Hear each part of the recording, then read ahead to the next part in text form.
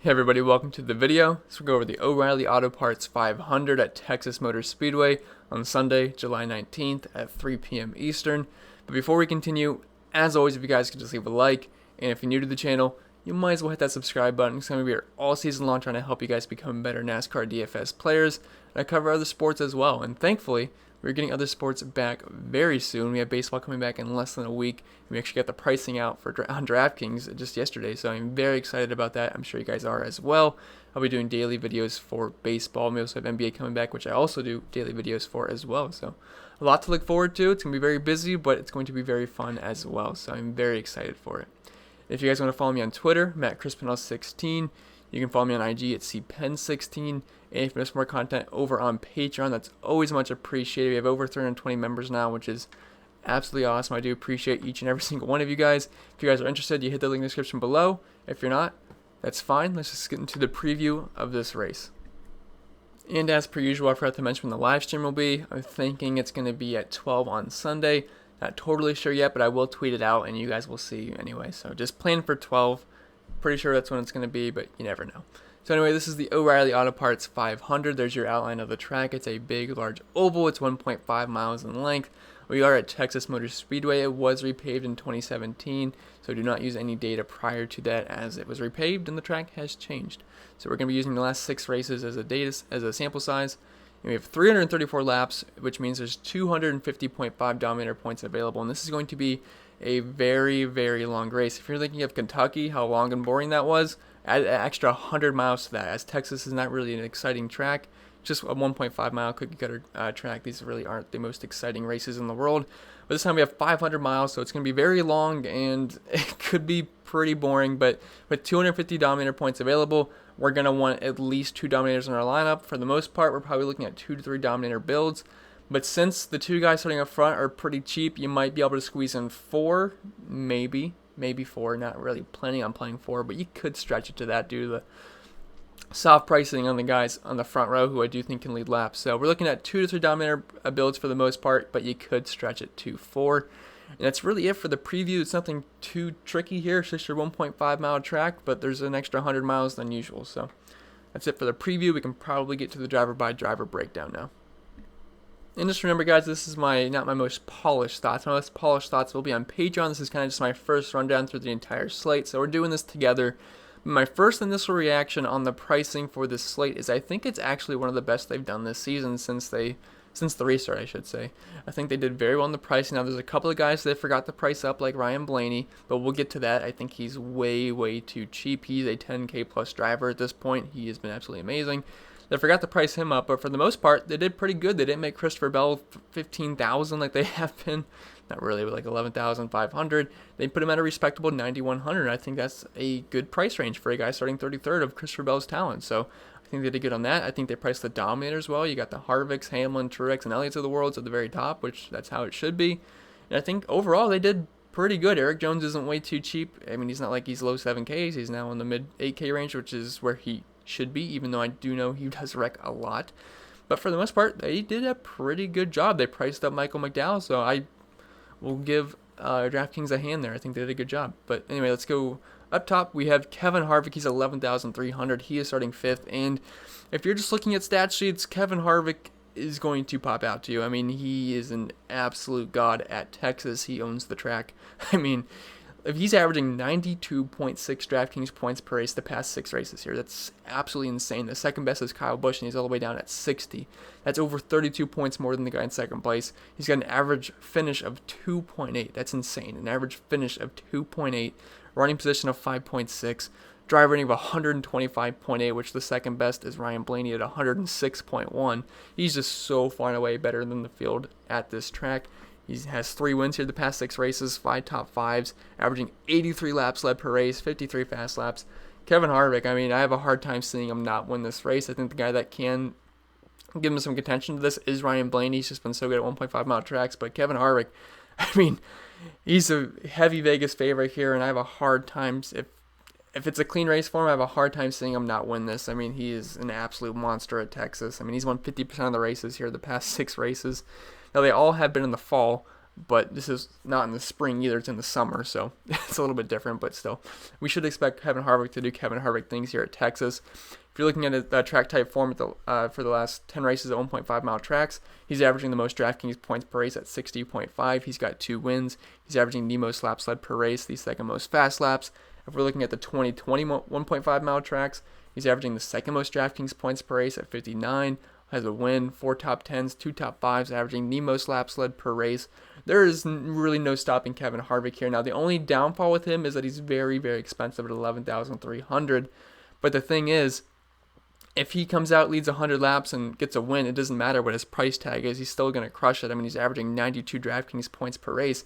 There's a decent chance he could score over 100 points here. And if he scores over 100 points, I don't care that his price tag is $11,300. I wouldn't care if it's $12,000. I mean, if he comes out and scores over 100 points, he could 10x his price tag. So I know he's super expensive. He's starting 5th, so it's not like he's starting on the pole or anything, but I would be shocked if Kevin Harvick doesn't lead laps in this race, and he's the favorite to win. He would be my pick to win. I just had to pick someone, so yes, I like Kevin Harvick. Super expensive, but he is just too good at Texas. I mean, when we go to tracks like Texas and Atlanta, you think of Kevin Harvick. He got the job done in Atlanta. I think he's probably going to get the job done again here, and he's just been super fast this season. He's second in average green flag speed right behind Chase Elliott. Since the NASCAR restart, May 17th, he's actually been the fastest in average green flag speed.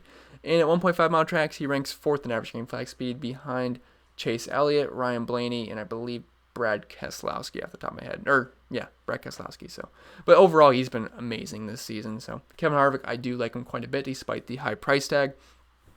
Going down to Denny Hamlin, he comes in at $10,800. Arguably the 2 top cars so far this season. So that's why I like that DraftKings price them as the 2 most expensive guys.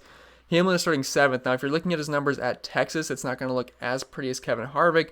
But you also have to remember that Denny Hamlin has had a couple of issues here, but for the most part, it has been a good track for him. So I'm willing to look past the average DK points per race and the average finish. He has had issues here before, so I'm willing to look past that. But he does have a win here. I believe that race was 2 races ago, and he does have 2 top 5s. He's averaging 20.3 laps led per race and 12 fast laps. Now, if we're looking at his numbers at the 1.5 mile tracks, the past 10 races, he has 2 wins, 5 top 5s, a lot of laps led. I believe the 3rd most laps led per race. Actually, no, the 2nd. Joey Logano is 3rd. So yes, Denny Hamlin has been excellent at these types of tracks, and if we're looking at his numbers this season at them, he's got a win, 3 top 5s, a lot of laps led. I think Denny Hamlin's a fine pivot off of Kevin Harvick. I think Kevin Harvick's the safer play there just because of how good he's been at Texas. And then you also have Martin Truex right below him at $10,400. He's a little bit cheaper. He's starting 10th. He offers you a little bit of more safety net there, starting 10th. So I think people are going to play Truex, Elliott, and Kevin Harvick over Denny Hamlin this week, which I totally get because Hamlin did not have a good race last weekend at Kentucky, so I can see people shying away from him. So I think Denny Hamlin's a better tournament option than he is in cash games, and just because the guys he's priced around as well, and you'll see a little bit more PD upside with Truex and Elliott. So Hamlin, he's a tournament option for me, but I still think he's fine. He has been pretty good at Texas. Now dropping down to Truex, he's $10,400. He's starting 10th, and I gotta say he's one of my favorite plays in this slate if you're spending up because he is just so good at 1.5 mile tracks. We saw that at Kentucky. He was starting 9th. He dropped to the rear of the field, and he got up there quick. He led laps. Looked like he could have won the race. I believe he was 2nd in average green flag speed. He's either 2nd or 3rd. I don't have the chart right in front of me. It's on the spreadsheet, but I don't want to pull it up. But he was either 2nd or 3rd, and he was super, super fast. He could have won that race, and he's just so good at these 1.5 mile tracks.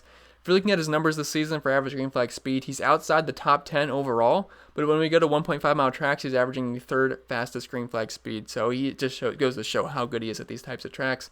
And speaking of Texas, he hasn't been amazing at Texas. Only 1 top 5 the past 6 races. But 4 top 10s, he's led a lot of laps here. I think he's in the top 5 on laps led per race.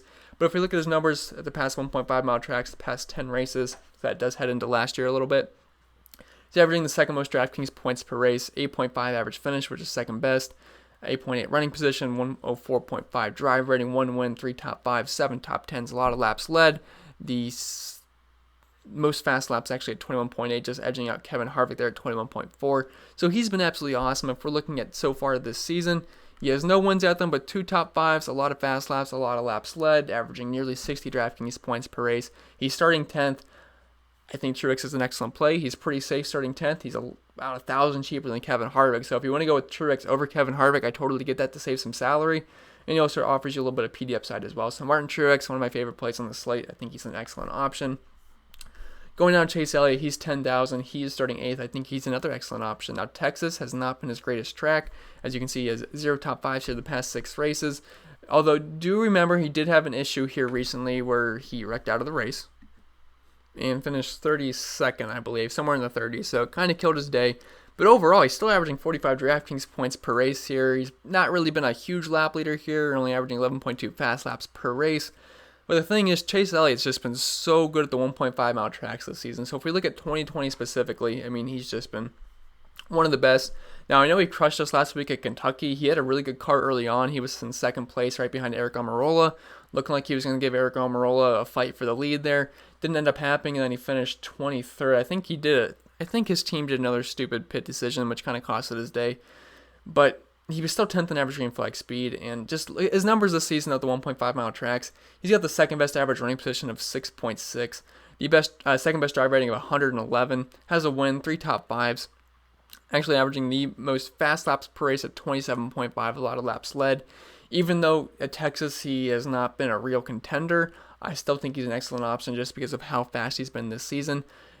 Overall this year, he's the best average green flag speed of any driver. He's 2nd since the restart, and he's 2nd in average green flag speed at 1.5 mile tracks this year. So Chase Elliott, just based off the speed alone, he is interesting. I do prefer Truex. I think he's just got a better chance of winning this race than Chase Elliott, but I still think they're both excellent options, and they're also the cheapest of this 10K bunch. So do you like Truex? I mean, I like all 4 of these guys, Harvick, Halen, Truex, and Elliott, but I would rank, I mean, Kevin Harvick's obviously the best play just because of how good he's been at Texas, then Truex, Elliott, and then I think Hamlin's your tournament option up top. Now going down to the 9K range, we have Kislowski. He comes at 9,700. He is starting 6th. And if you look at his numbers at at Texas, they're not going to look as pretty. He did wreck out of the race here last year, and it's going to kill your numbers when you finish nearly last. I mean, that's just what it's going to do. I mean, average finish of 21.8, average running position of 19.8. Doesn't have any wins here, really hasn't been a large lap leader. But he's Brad Keselowski. He's usually there at the end. He's been pretty good at the 1.5 mile track so far this season. If we just look at him, he's got an average finish of 7.2, which actually is 2nd best, right behind Ryan Blaney. Averaging nearly 50 DraftKings points per race, has a win. Only 1 top 5, but 5 top 10s. Hasn't really been a huge lap leader at them. He's not my most favorite play in the world, I will be honest. I like Logano a bit better, and I like all the guys in the 10K range more than I do Keselowski. He also doesn't offer us much PD upside. It just seems like at some point he usually finds his way up front. At one point, I don't know. He just doesn't really pop out to me too much this week. So it's probably going to be one of the guys I'll be lighter on. So if you want to play him in tournaments, you can, but I don't see him as a good cash game option. I think there's better options that are cheaper than him this week that offer us more PD upside and probably more Dominator upside, which we will talk about. So Kislowski, I mean, you can play him. Obviously, his numbers are skewed a little bit from wrecking out of the last race, but he just still doesn't pop out to me too much. He has been fast this year. He's top 5 in average green flag speed in each category, so he's okay, but he's not my most exciting play this week. Now going down to Joey Logano, he's 9,500. He is starting 9th, and he's actually been pretty good at Texas. He's averaging over 50 DraftKings points per race, average finish of 6.7, which is actually 2nd best, average running position of 8.3, which is 2nd best. He has 3 top 5s, doesn't have any wins recently, but 3 top 5s, 5 top 10s, averaging nearly 20 laps led per race. I think he's fine. He's really good at the 1.5 mile tracks. If we're looking at his numbers, the past 10 races at them, his average running position of 9.4, 1 win, 2 top 5s. You guys get the idea. Joey Logano is very, very consistent and solid at these types of tracks. If you're looking at his numbers this season, he's only averaging 36 DraftKings points per race. Hasn't been like outstanding, but he's still had a lot of laps, and he's been one of the fastest cars this season. He's fine. He's another guy that you can play in tournaments. I don't really see Joey Logano as a cash game option. But starting 9th, I do prefer him over Brad Keselowski. You also get a little bit of a discount on him, and he's just been better at Texas overall. So do like Joey Logano, someone I will be playing, but not a lot of. Now going down to Kyle Busch, I liked him a lot in the All-Star race. He finished 2nd. But I said once we head to these 1.5 mile tracks, I am probably done with Kyle Busch. And I think that still holds true. I'm not saying I'm completely fading Kyle Busch because I just feel like at some point he'll get it together, so I don't want to completely miss it. But he's definitely someone I don't want to go overweight in tournaments now. I just, if I want to match the field with Kyle Busch, I think either matching the field with Kyle Busch or going underweight is the way to go as of right now until we see him do it. And he's running out of time too. He doesn't have much time left, but I do like the price tag with Kyle. I will say that he's 9,300, so it's not like he's 10K plus where he's got to lead a bunch of laps and finish top 5. At 9,300, yeah, you need a top 5 finish, but if he can I just don't think he's going to lead laps. Like, I think Ryan Blaney, Eric Amarola lead the laps early on. Then you got Kevin Harvick, Truex, Logano, all those guys going to be, and Chase Elliott, Halen, all those guys are going to be flying by. And Kyle Busch does not have as fast a car as those guys, like, at all. I mean, if you're looking at average green flag speed this season, he does rank 5th overall, but if we're looking at the 1.5 mile tracks, he's outside the top 10. I think he's like 13th, right behind Eric Amarola. So he does not have a fast car at these types of tracks this season. So I just have a hard time trusting him. And starting 4th, I don't really want to play him. Now, he's been good at Texas. He's actually averaging the 2nd most DraftKings points per race here at 60. Average finish at 11.5, has a win here, a lot of laps led, but it's just this season, he has not been Kyle Busch. I mean, if you're looking at his numbers this year at 1.5 mile tracks, he's not even averaging 30 DraftKings points per race. That's pretty sad. Christopher Bell's averaging more DraftKings points per race at the 1.5s than Kyle Busch this year. He has no wins, 2 top 5s, he's averaging 3 laps led per race at them. It's just, I don't see how we can trust Kyle Busch. I can't. I can trust him at tracks like maybe Bristol and Martinsville, just because they're short tracks, but just right now, I can't trust him at the larger tracks. So, Kyle Busch, he's a guy you sprinkle in for tournaments just in case, because he is Kyle Busch, but he just doesn't have the speed this season. Doesn't have the speed. Now, going down to Christopher Bell, he is 9,100. He's starting 33rd. Now, he's not going to have any Cup Series statistics at Texas, so we will just skip there to the last 6 races at these types of tracks. And Christopher Bell has not been too bad. He's got an average finish of 16.2, running position of 18.2, driver rating of 70.6. Now, these aren't great numbers, but he still has 4 top 20s, 3 top 15s, and 2 top 10s. And now that he's 9,100, I will be playing Christopher Bell. When he was 11,500 or whatever it was, I just could not justify playing Bell over guys like Harvick, Halen, Truex, those kind of guys, because it just doesn't make much sense to me. You know, when you're just looking at projections, those guys have much higher ceilings, because Christopher Bell's not going to dominate a race. Now, was he a safe play? Yes, but he's also costed you a lot of money and a main dominator. But now at 9,100, you can certainly get away with it, because if you want to play Christopher Bell now, you can still fit in a Harvick, you can still fit in a Truex and Elliott, you can still play these guys. So now at 9,100, I am interested. He should be a safe bet for a top 20, should contend for a top 15. He also has 2 top 10s at these types of tracks so far this season. So is he still a little expensive? Yeah, but he's 9,100, starting 33rd. I like Christopher Bell quite a bit, and he will be in my lineup. So I do like Bell. I will get on the Bell bandwagon this week. So that means he'll probably wreck and finish 35th, right? That's how it works. But going down to Jimmy Johnson, he is 9,000. He was looking like he was going to have an excellent finish at Kentucky. He was running 3rd before he got spun out by Brad Keselowski. But he's been very fast at the 1.5 mile tracks this season. I mean, you could look at his numbers in Texas. He is a recent winner here, but I'm just more interested in his numbers so far this season at the 1.5. So despite getting spun out last week, he still has an average finish inside the top 10 at these types of tracks, averaging nearly 50 DraftKings points per race. He has 2 top 5s, 3 top 10s. Now, do I expect him to lead laps? No, but he's only 9K, and he should contend for a top 10 here. I mean, he's got an average finish inside the top 10 despite getting spun out last week. So I think Jimmy Johnson's fine. He has been pretty fast so far this season, especially at the 1.5. So I do have some interest there. Now going down to the 8K range, one of my favorite plays on the slate, which I know you guys probably, I always say I like Ryan Blaney pretty much every single week. But fun fact, Ryan Blaney has been in the most optimal lineups this year, tied with Kevin Harvick at 8. So it's been good to be on the Ryan Blaney bandwagon for sure. But I have a ton of interest in Ryan Blaney, and I think he makes a case for being the highest owned driver on the slate, if we're being honest. I mean, he's starting 2nd, and he is 8,900. Ryan Blaney is honestly a guy that could be 10K plus. That's how fast he's been this season. He has been the fastest car at 1.5 mile tracks this year, and he is great at Texas. He's one of the best drivers at Texas. He's one of the best drivers at the 1.5 tracks. He's actually the best driver this year at the 1.5 mile tracks. And we're getting him below 9K, and he starts on the front row. Now, I know he's got to beat out Eric Amarola, which I do think Eric Amarola will lead some laps early on. And I think he'll lead enough laps that we can play Eric Amarola and Ryan Blaney in the same lineup together just because they're cheap. But I think Ryan Blaney has got a good chance of potentially leading the most laps in this race. That's just how good he's been this season. I mean, last week at Kentucky, it looked like he had the car to beat, and he was first in average green flag speed. And don't forget, he was in the turns, he was driving one-handed. I mean, the guy has just been so fast. And the thing is, they're using the same kind of tires they used at Las Vegas and Kentucky for this race. And Ryan Blaney was first in average green flag speed at Vegas and first in average green flag speed at Kentucky this season. So I expect him to be one of the fastest cars, if not the fastest car again. He's really good at Texas. He's no stranger to leading laps here. He's actually averaging the second most laps led per race at Texas in the third most fast laps. And he's got an average running position here of 9.3, averaging nearly 50 DraftKings points per race. If you look at his numbers, the past 10 races at 1.5 mile tracks, I mean, the numbers are just so good. He's got 5 top 10s, which is tied for the most with Chase Elliott and Denny Hamlin.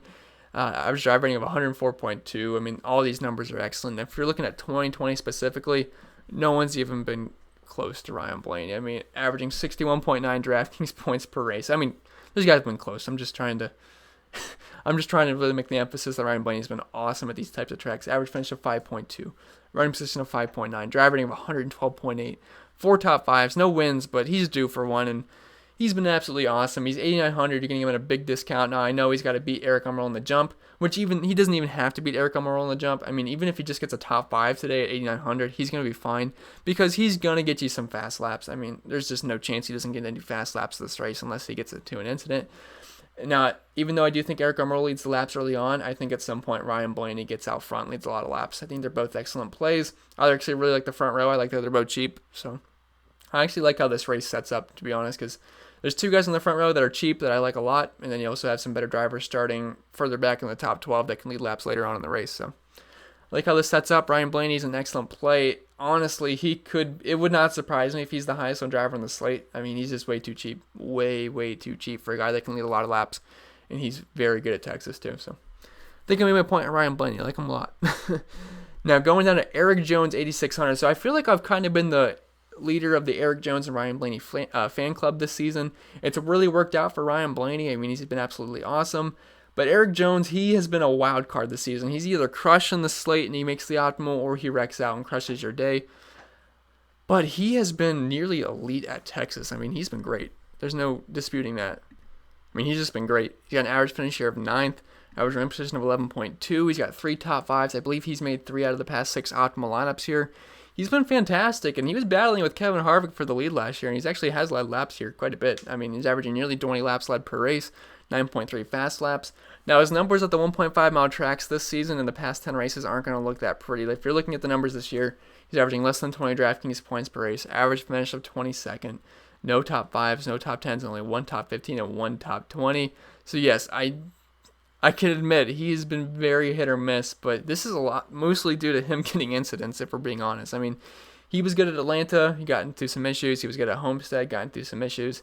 It's really sucked for Eric Jones. And last week, I don't really have a good excuse for Eric Jones. He just flat out wasn't that good. If he finished 22nd, just wasn't there. He didn't have an incident. I don't think he did. I don't think he had a tire go down or anything. He just was not that fast. I mean, he doesn't have an excuse last race, but at Texas, he's been good. He's starting 23rd. I think he's pretty safe. But now that he's 8,600, it's not like he's a freebie in the 7K range, so he's more of a tournament option than cash option. But unfortunately, I will be playing Eric Jones. I play Eric Jones every week, so I'm going to keep doing it. I know it really hasn't worked out, but I think he's made 3 or 4 optimal lineups this year, so it hasn't been terrible, but he's been very hit or miss. So he is a risky play. He's not safe, but starting 23rd, I think he is a pretty good play for tournaments. And you could play him in cash. I wouldn't hate that, but it'd be hard to stomach for sure. Now going down to Alex Bowman, he's 8,400. He is starting 12th. We could look at these track statistics, but he's just been so much stronger last year and this year. I just kind of want to look towards those numbers. So if we're looking at 1.5 mile tracks for Alex Bowman the past 10 races, he's been good. Now the thing is, this year he's led a lot of laps at these types of tracks, but look at his numbers. He does not have 1 top 5 or 1 top 10 despite being one of the better drivers at the 1.5 mile tracks, which I thought was pretty surprising. So if we look at his numbers this year, he's got an average finish of nearly 20th, average running position of 9.4. That just goes to show that he's getting unlucky, he's getting into incidents. I mean, his average finish and average running position is doubled his average running position. I mean, that's a good indication of someone's just getting a little bit unlucky or they're getting into incidents, and that's what Alex Bowman's been getting into. He's got an average driver rating of nearly 100, but no top 5s, no top 10s, only 2 top 15s, despite actually averaging the second most laps led per race and 19.3 fast laps at the 1.5 mile tracks. Alex Bowman has been getting unlucky, but I do think he's an interesting option this weekend. He's starting 12th, so he drew a good draw in the random draw for DFS purposes, and he could crack the top 5. I don't think he's going to end up leading laps in this race. I mean, he certainly could based off of like something on strategy, but just off of raw speed, I don't think he's going to pass Halen, Keselowski, Blaney, Amarola, Harvick. But I do think he could be a top 5 contender, maybe pick up a few fast laps on the way. And if he could somehow get up front, he could certainly keep it. But he's a tournament option. He's not like a safe cat. I mean, he is kind of safe at 8,400, starting 12th, but he's more of a tournament option for me, tournament dominator. It's just he's just been getting unlucky, like kind of like Eric Jones, where I mean they're not getting good finishes, even though they've been driving pretty well. Now going down to MDB, he's 8,300, starting 11th. He's another guy you can look for in tournaments. And if you're looking at his numbers at Texas, again, he's not been in the 21 car yet, so I'm not even really going to pay attention to these numbers.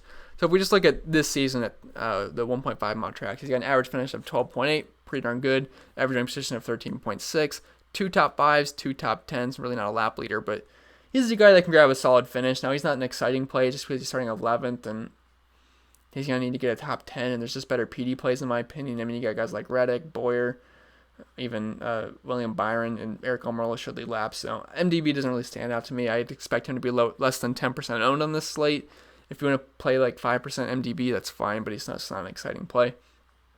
Eric Amarola, he's 8,100. He is starting first, and my goodness, did he have a good car at Kentucky. He was, I believe, third in average game flag speed. Pretty sure Truex was second.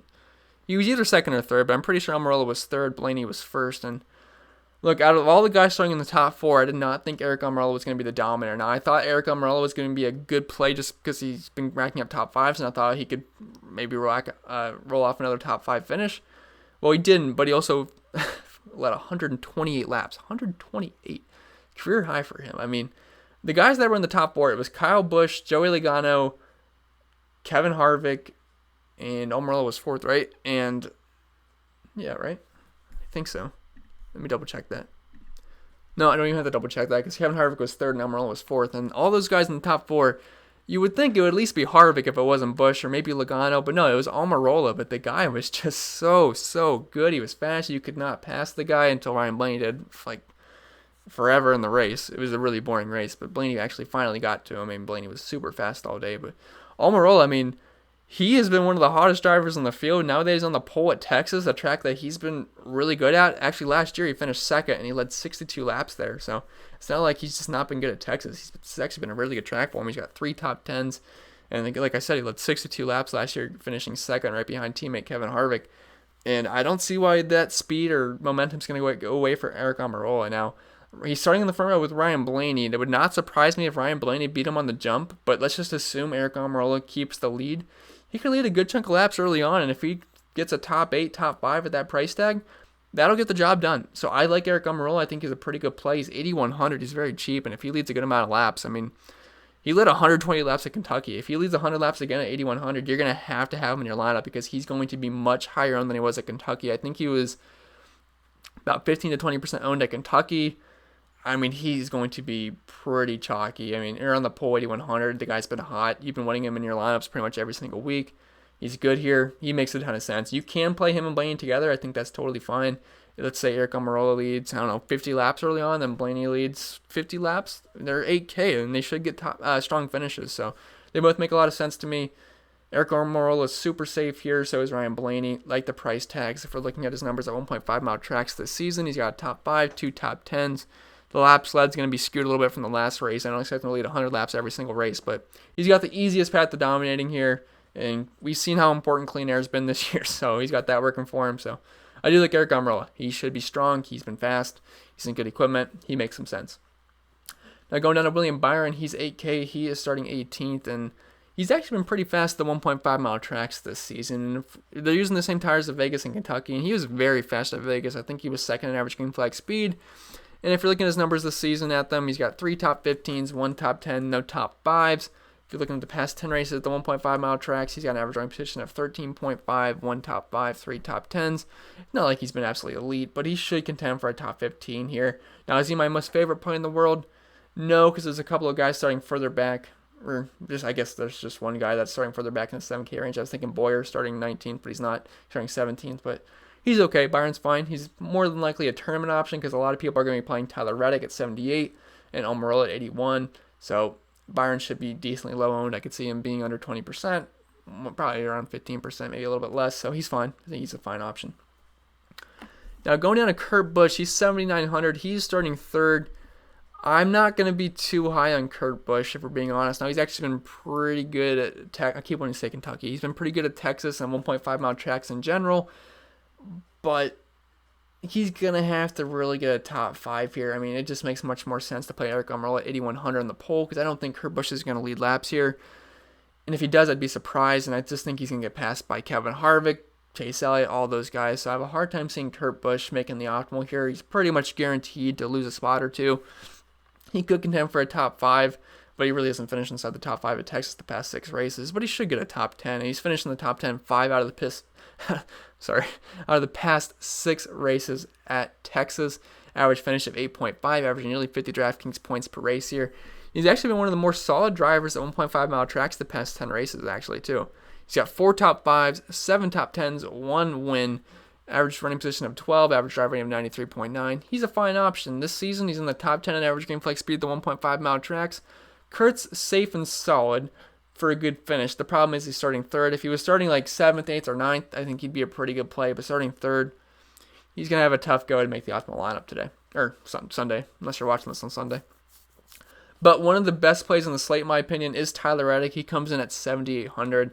Obviously not going to have any cup statistics at Texas, but if we're looking at this season at 1.5 mile tracks, he's honestly been one of the better drivers. He's averaging 45 DraftKings points per race, average finish of 11.8. He's starting 24th, average running position of 12.7, 1 top 5, 2 top 10s, 4 top 15s. Has finished inside the top 20 every single race. He's 6 for 6.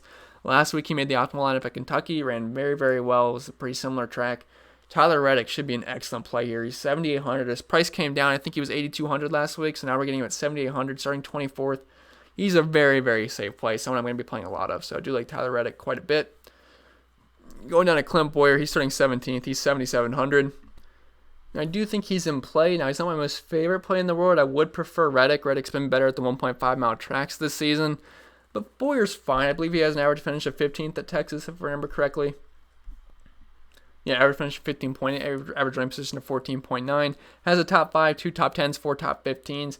He's more than likely going to gain spots, and he's only 7,700. So we are getting Clint Boyer at a pretty big discount. I think usually he's in that mid 8K to 9K range. They dropped his price quite a bit, and he's pretty interesting to me. I can't remember what his price tag was last week, so I apologize if he was in the similar price range, but I just remember him being usually in the 9K range, or at least close to it. So I like the discount we're getting. If we're looking at his numbers at 1.5 mile tracks the past 10 races, he's got 6 top 15s, 2 top 10s. He's never really a huge contender at these types of tracks. Now, he was really good at Atlanta, but that's a high tire wear track, not as comparable to Texas, but he should contend for a top 15. He's pretty cheap. Honestly, could get a top 10 this season. He's got an average rank position of 16.3 at these types of tracks, 4 top 20s, 3 top 15s. He's fine. I mean, he's not like a lock button kind of guy, but I probably do prefer Reddick because he's just been much better at these types of tracks. But Boyer's fine. Going down to Matt Kenseth, he is 7,600. He's starting 22nd. Again, looking at his numbers, you can't really do that because circumstances have changed. He's in a different car. He retired. Starting 22nd, he might be able to gain a few spots, but if we're looking at his numbers at the 1.5 mile tracks this year, it's not been that pretty. He only has a 1 top 20, averaging less than 20 DraftKings points per race. Average finish of 23rd, which is a spot back from where he's starting. Average running position is even worse at 23.8. I don't really like Matt Kenseth here. I think this is just better place, if we're being honest. Going down to Cole Custer, he's 7,400. He's starting 19th. He won the race last weekend. And the thing was, it wasn't like a complete fluke. Now, he did get a little bit lucky in the restart that Kevin Harvick and Blaney were just banging each other, and I think something happened to Truex, but he still won the race outright. I mean, it wasn't rain shortened or anything. I mean, he won the race, so we'll give him that. And they raised this price to 7,400. I think he was 6,900, and now he's starting 19th. He's not going to be near 30th anymore. So he's not like some slam dunk of a play now, and his average finish is going to get skewed a little bit from winning, but he's got an average running position of 21, 5 top 20, so he's pretty much a lock to just finish inside the top 20. It's just there's not much PD upside. Now he's pretty expensive. I mean, he should contend for a top 15. He's in good equipment, but I think there's just better value plays on the slate. I mean, you could sprinkle him in, but he just doesn't stand out like he used to. Ricky Stenhouse, he's starting 13th. probably going to be a no thank you for me.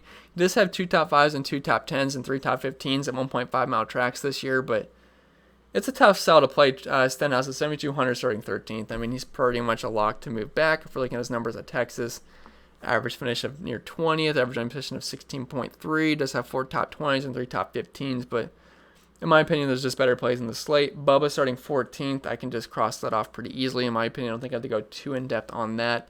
Going down to Austin Dillon, though, in the 6K range, starting 21st. I actually think he's one of the best plays in the slate for value because they priced Mcdowell all the way up, but Austin Dillon at the 1.5 mile tracks, just the past 10 races in this season, he's been excellent. Now, his numbers at Texas are pretty solid, too. He's got 4 top 15s the past 4 races here, so 4 out of 4, he's finished inside the top 15. That's pretty darn good. Now, if we're looking at the past 10 races at 1.5s, average finish of 13.8, average running position of 14.2, 7 top 15s, 3 top 10s, 8 top 20s, and this season the numbers get even better.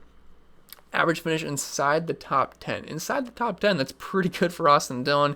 And don't forget, guys, he's less than 7K. He's got 3 top 10s, 5 top 15s, and 6 top 20s. He's actually been one of the better drivers at the 1.5s this season. And this is the best average finish we've seen since Ryan Blaney at 8,900. So I like Austin Dillon quite a bit. I mean, he's just been really good at the 1.5s. He's 6,900. He's going to probably be pretty chalky. I believe he was close to 30% owned last week, and now he's starting a little bit further back, I think. I think he was starting 19th last week, if I remember correctly, but he should be pretty high owned. I think people are going to catch on. He's been good at the 1.5s, but I like him quite a bit. Ty Dillon, he's starting 30th. He's 6,700. He's fine. I mean, Michael McDowell's really tempting at 6,600, but that just might be a little too expensive for him. Now, I'm still going to have some McDowell exposure, but Ty Dillon, starting 30th, he's got an average finish of 21.8 at the 1.5 mile tracks the past 10 races. And at Texas, he's actually got an average finish inside the top 20. He's got 3 top 20s and 1 top 15 here. He's fine. He's a little bit more expensive than I'd like him to be, but they kind of priced some of these guys up in the back this week, so he's a fine option. I mean, nothing really against him. I just think he's a bit overpriced. I prefer Austin Dillon because I think he's got a legit top 10 chance. While Ty Dillon's probably going to be fighting for a top 20, top 25, but he's still a fine option. Now, Michael McDowell, this is probably one of the more interesting cases this week. He's usually in that 5K range, and he's pretty much a lock button when he's starting near 30th. Now he's starting 31st, but they priced him up to 6,600, so now we got to think about it. Beforehand, we could just lock him in. Who cares? He's going to move up for us. Now, starting 34th at 6,600, we got to think about it, but this has been a pretty solid track for McDowell. He has 2 top 20s here, average finish of 21.2, which would be nearly 14 spots gained. And if we're looking at his numbers at the 1.5s this year, they've not been that great, but still an average finish of 23.8, 2 top 20s. He's not some lock button easy play now that he's 6,600, but he's still someone you can consider for sure. He's just not as easy of a play now. Just because he's not the greatest car out there, he's not the greatest driver, but he should contend for a top 25 here. Daniel Suarez, he's starting 37th. It's gross. I'd rather play McDowell. He's shown better flashes this year. Suarez is driving an absolute lawnmower. Car is super slow. He's got an average finish of nearly 30th this season, average running position of 30th. No top 20s, driver rating of 41, which is just absolutely pitiful. I mean, LaJoie's got a better driver rating. Anyone down here have a better driver rating? I mean, Greg Golding's got a 40 average driver rating. So he's just been super slow this year, and there's just really no reason to want to play him. Now, is he locked to gain like 6-7 spots? Sure, but McDowell could realistically gain close to 15. So then going on to Ryan Newman, he's 6,300. He's starting 15th. He's okay, just because he's really cheap, and he's the guy that could contend for a top 15, if we're being honest. But it's just, I think he's going to lose spots. But if we're looking at his numbers at Texas, average running position of 18, 3 top 20s, only 1 top 15. Looking at his numbers, the past 10 races of the 1.5s. He's got 6 top 20s, 3 top 15s, average finish of 20th. He's probably going to finish anywhere from 15th to 20th, which at 6,300 is not terrible, but he's more than likely going to lose a spot, so it's not like he's a super safe play. But if you need some salary relief, you can use him, but there is a guy I prefer that's 6K a little bit more. We'll talk about him soon. But Corey LaJoie, he's starting 36. He's most likely going to move up spots. If you're looking at his numbers at Texas recently, they're trash. He's averaging 6 DraftKings points per race, average finish of 35.4. Past 10 races at the 1.5s, average finish of 26.5. Not too bad. That's about 10 spots gained, which isn't terrible. This season at the 1.5s, he's averaging average finish of 23.8, which is actually not too bad. 2 top 20s. He's an okay play if you want to use him as a salary relief option. Totally understand that because, again, they priced up some of these guys, so we're kind of forced to pay up a little bit, but he's an okay option. John Hunter Nemechek, he's 6K. He is starting 28th. I actually think he's a very solid option. He's got 3 top 20s at the 1.5s this season, average finish of 22, average running position of 21.8. He's fine. I mean, he's starting 28th. He should contend for a top 20 here, top 25. I think he's an excellent option, only 6K.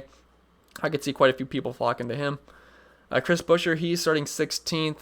This season, he's got an average running position of 18.3 at these types of tracks. 2 top 15s, 2 top 20s. He can contend for a top 20 here. Is it the most likely scenario? Probably not. He does have 2 top 20s at Texas, but... Or I'm sorry. I meant to say top 15. I think a likely scenario does contend for a top 20, but top 15, probably not the most likely scenario. So Chris Buescher, not someone I'm overly confident about. More than likely going to lose spots. Now, I like the price tag of 5,800, so it does give me some consideration on him, but you're most likely going to be losing spots there, but he could contend for a top 15, more than likely a top 20. Ryan Preece, he did finish 22nd. He has an average finish of 22.5 the past 2 races at Texas, averaging nearly 30 Draftkings points per race. He's an okay option. It's just starting 25th. He's a 20th to 25th place car, so I'm not expecting too much, but he's 5,600, so he's cheap. These cheap options aren't excellent this week. Some weeks we have like a bunch of good cheap options. This week, not so much, but Ryan Preece is okay. He's really cheap. He could gain a spot or two, but after Ryan Preece, I am absolutely not considering anybody else. But if you guys want to look at the past 10 races, the 1.5s this year for Ryan Preece, or also last year as well, he's got an average finish of 25, average running position of 22.9. He's a 20th to 25th place car for the most part. But after Ryan Preece, I wouldn't even consider McLeod, Sorensen, Timmy Hill, JJ Yeley, Poole, Gase, Golding, and Quinn Houff and Garrett Smithley. I would not really consider any of those guys. This is a long race.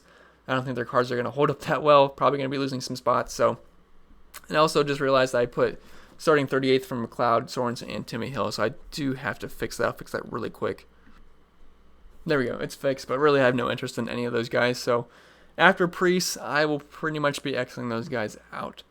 But I think that's going to be it for the video. If you guys made it all the way through, let me know in the comments below. I love seeing who made it all the way through. Really do appreciate you guys watching the videos. If you haven't already, hit that subscribe button. Really helps me out. Follow me on the socials if you want. You can subscribe on Patreon. It's always much appreciated. Get in the Discord, talk it up with me all day. But yeah, that's pretty much it. I'm going to be going live on Sunday around 12, more than likely, and it's going to be it. So appreciate you guys watching, and I'll see you guys in the next one.